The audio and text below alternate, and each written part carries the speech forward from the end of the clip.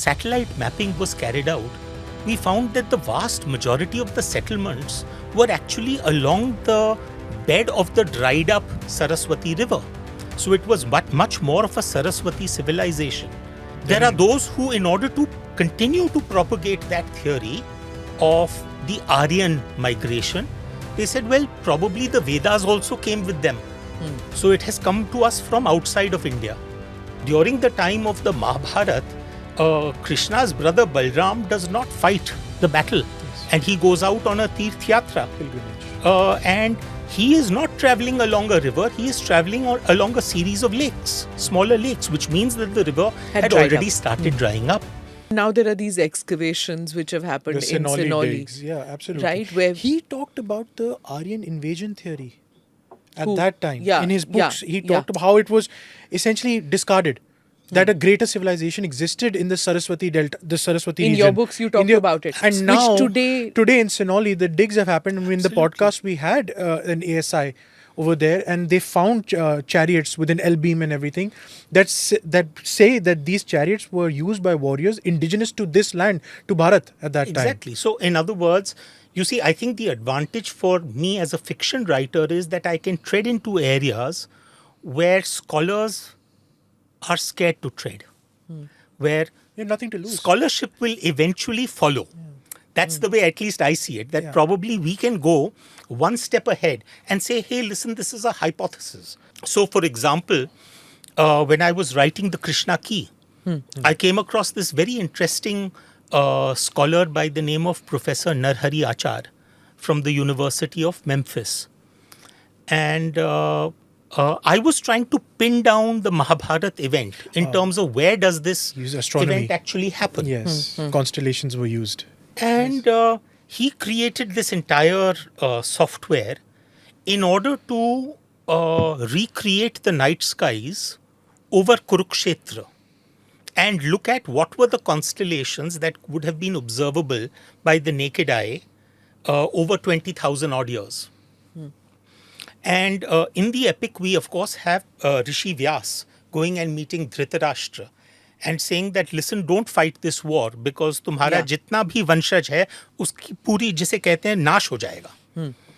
And of course the war still takes place, but Vyas explains what he has seen in the night sky. What are the astronomical formations that he has observed which lead him to this conclusion. And so Narhari Achar then goes back with his software to see what was that one particular date where those formations could have been observed from Kurukshetra. And he finds that the date is 3067 BC. And so that becomes then the central date in my book. So I think to a very great extent, this is what tantalizes me. This is what fascinates me. People say that Ashwin is a mythological fiction writer. I've never been really interested in that. I'm interested in the tantalizing overlaps. I'm interested in questions like what if? That's a very delicious question. What if? But that's what I want to ask. Sorry. Very interesting. You didn't stop there though. These dates, it was essentially a discussion amongst two characters in your book. Yes. Explaining to each other. But you didn't just stop at one sort of model of this professor. This is Krishna Ki. Krishna Ki. You used other models to further sort of triangulate the exact date. Can you tell us what sources you used to figure that out? So one, of course, was the fact that Professor Narhari Achar came up with this number. Then, for example, the thought I had was that for the longest time we've been fed this narrative of the Aryan migration theory, and whereas actually when satellite mapping was carried out, we found that the vast majority of the settlements were actually along the bed of the dried up Saraswati River. So it was much more of a Saraswati civilization. Now, there are those who, in order to continue to propagate that theory of the Aryan migration, they said, well, probably the Vedas also came with them. So it has come to us from outside of India. But then I was wondering to myself that the Rigveda describes the Saraswati River, the mightiest of the mighties, But the river Saraswati started drying up more than 5,000 years ago. Probably closer, the starting point would have been 7,000 probably. Because during the time of the Mahabharata, Krishna's brother Balram does not fight the battle. Yes. And he goes out on a teerth yatra. Pilgrimage.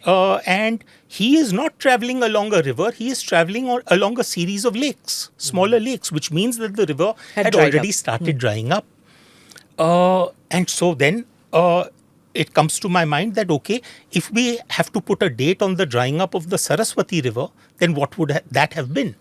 And surprisingly, I think it was Bhabha Atomic Research. You can do carbon dating for wood and earthenware and all of that. But what they did was something very interesting. They actually dug wells in places like Jaisalmer, Bikaner, in the middle of the desert, in order to be able to tap into the dried up channels, The Saraswati trajectory. the trajectory. And they tried to figure out when was the last recharge of that stagnant water. Because either water is moving or it is not moving. But when was the last movement in that water, you can identify. And it came down to 3,000 odd BC. So which means Rigveda before that. Absolutely.